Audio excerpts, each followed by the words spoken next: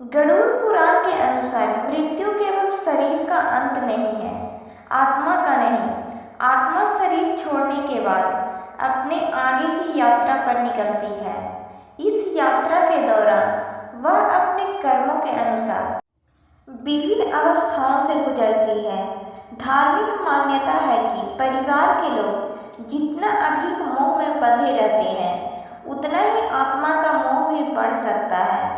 इसलिए शास्त्र बार बार वैराग्य, प्रार्थना और ईश्वर स्मरण का संदेश देते हैं। जब किसी प्रिय व्यक्ति की तस्वीर घर के मुख्य स्थान पर लगी रहती है, तो स्वाभाविक रूप से परिवार के सदस्य उसे देखकर बार बार शोक में डूब सकते हैं। गरुड़ पुराण की शिक्षा यह है कि मृत्यु के बाद अधिक मोह आत्मा और परिवार दोनों के लिए उचित नहीं माना गया।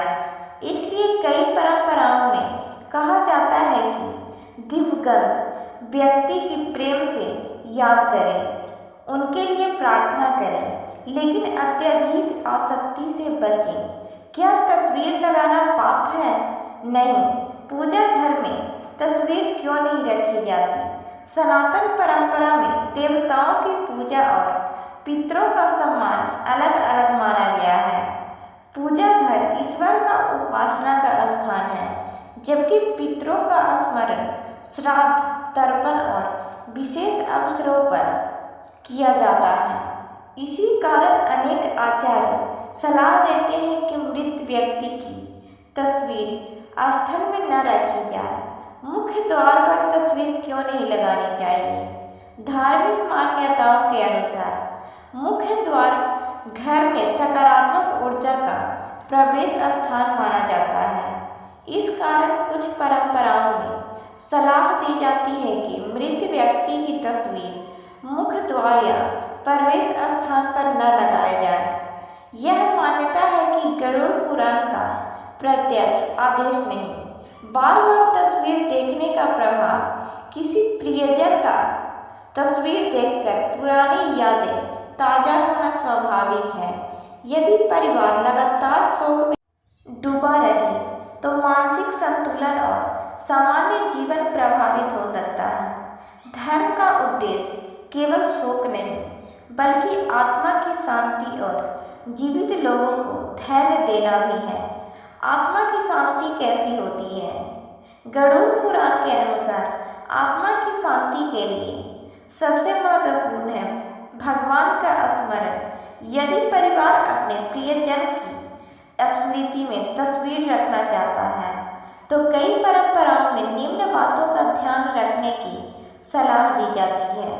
पूजा घर में न रखें, मुख्य द्वार के सामने न रखें, साफ सुथरे स्थान पर सम्मान पूर्वक रखें। तस्वीर के सामने नियमित शोक में डूबे रहने के बजाय उनके आदेशों को याद करें, उनकी स्मृति में अच्छे कार्य करें। क्या तस्वीर पर रोज माला चढ़ानी चाहिए?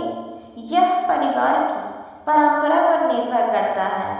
कुछ लोग पुण्य तिथि पर श्रद्धांजलि देते हैं, कुछ परिवार विशेष अवसरों पर पुष्प अर्पित करते हैं। गरुड़ पुराण का मुख्य उद्देश्य लोगों को भयभीत करना नहीं है।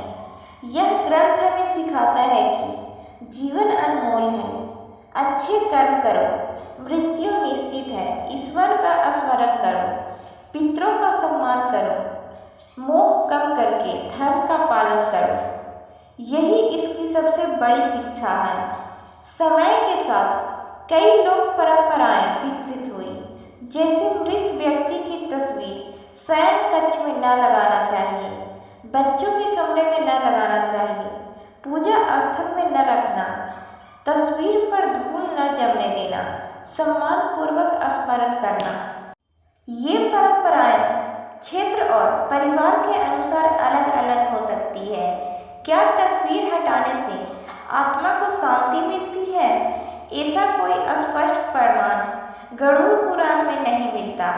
आत्मा की शांति का आधार उसके कर्म, ईश्वर की कृपा और परिवार द्वारा किए गए धार्मिक कर्तव्य बताए गए हैं। सबसे बड़ा धर्म यदि आप वास्तव में अपने दिवंगत माता पिता या किसी प्रियजन का सम्मान करना चाहते हैं तो उनके अधूरे कार्य पूरे करें, जरूरतमंदों की सहायता करें, दान करें, धार्मिक ग्रंथों का पाठ करें, उनकी शिक्षा और संस्कारों को आगे बढ़ाएं। यही उनके प्रति सबसे बड़ी श्रद्धांजलि मानी जाती है।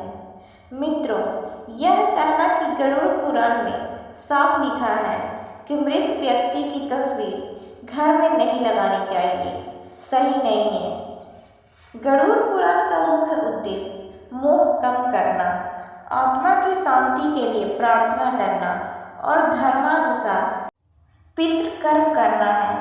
यदि कोई परिवार श्रद्धा और सम्मान के साथ दिवंगत व्यक्ति की तस्वीर रखता है तो यह व्यक्तिगत और पारिवारिक परंपरा का विषय है।